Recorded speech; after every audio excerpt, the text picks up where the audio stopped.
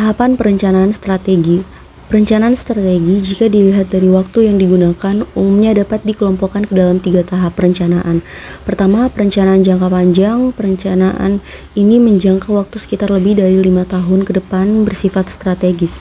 Yang kedua, perencanaan jangka menengah. Rencana ini menjangka waktu 3-5 tahun. Sifat perencanaan lebih konkret dan sasaran yang akan dicapai jelas. Yang ketiga, perencanaan jangka pendek. Rencana ini menjangka waktu paling lama 1 tahun, bersifat konkret, rinci, lebih terstruktur, dan sasaran yang harus lebih jelas. Penciptaan keunggulan kompetitif.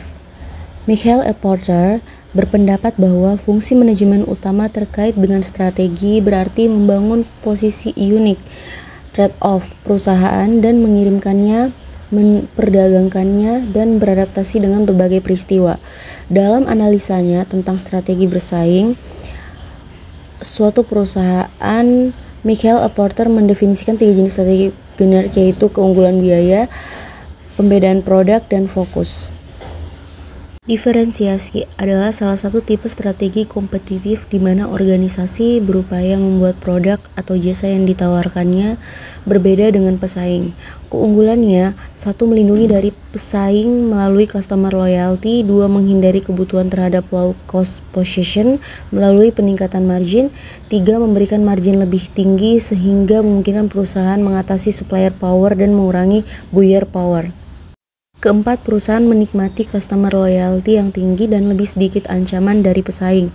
Sementara kelemahannya: 1. Keunikan yang tidak berharga atau bermanfaat. Yang kedua, terlalu banyak diferensi, terlalu tinggi harga premium. 3. Diferensiasi yang mudah ditiru. 4. Perbedaan persepsi diferensiasi antara penjual dan pembeli. Kepemimpinan biaya merupakan salah satu tipe strategi kompetitif di mana organisasi secara agresif berupaya menjadi lebih efisien, melakukan reduksi biaya dari pesaing-pesaingnya dengan memotong biaya produksi dan pengawasan biaya yang sangat ketat. Keunggulannya: perusahaan dapat mencapai return dari atas rata-rata. 2. Melindungi dari kompetisi oleh pesaing. 3. Melindungi perusahaan dari pembeli yang berdaya beli tinggi.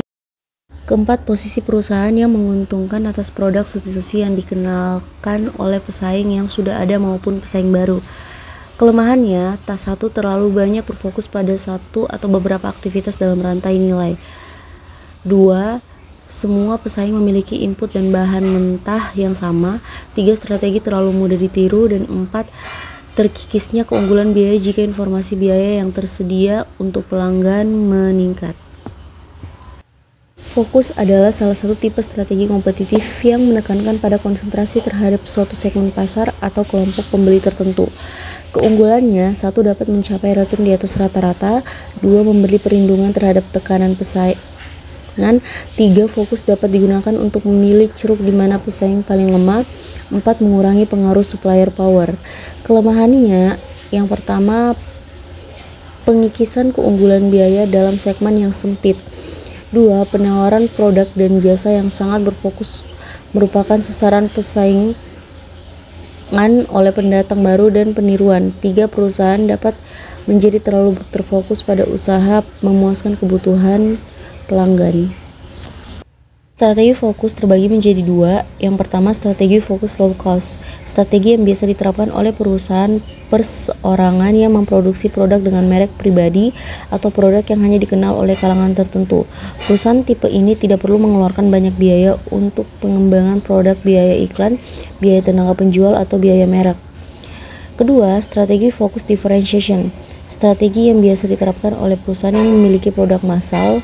Biasanya perusahaan memproduksi barang untuk pasar-pasar besar tetapi juga memproduksi barang untuk pasar kecil atau ceruk pasar dengan perbedaan atau spesifikasi yang ditawarkan dalam produknya.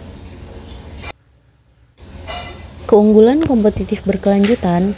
Keunggulan kompetitif berkelanjutan adalah suatu kondisi atau keadaan yang menempatkan perusahaan dalam posisi bisnis yang menguntungkan atau unggul dalam beberapa tahun. Barney telah memberikan definisi terdekat dari keunggulan kompetitif berkelanjutan sebagai kesinambungan manfaat dan penerapan strategi penciptaan nilai unik secara serempak pesaing potensial yang tidak dapat meniru manfaat tersebut. Keuntungan kompetitif dapat dipertahankan ketika menciptakan posisi yang dapat dipertahankan melalui pengembangan, seperti produk yang unik dan dihargai, dan yang kedua definisi target pasar yang jelas dan ketat, dan ketiga peningkatan hubungan pelanggan. Produk yang unik dan dihargai, keunikan dan nilai ini mungkin berasal dari sumber daya manusia yang unggul, teknologi hak milik, dan penggunaan bahan baku yang unggul.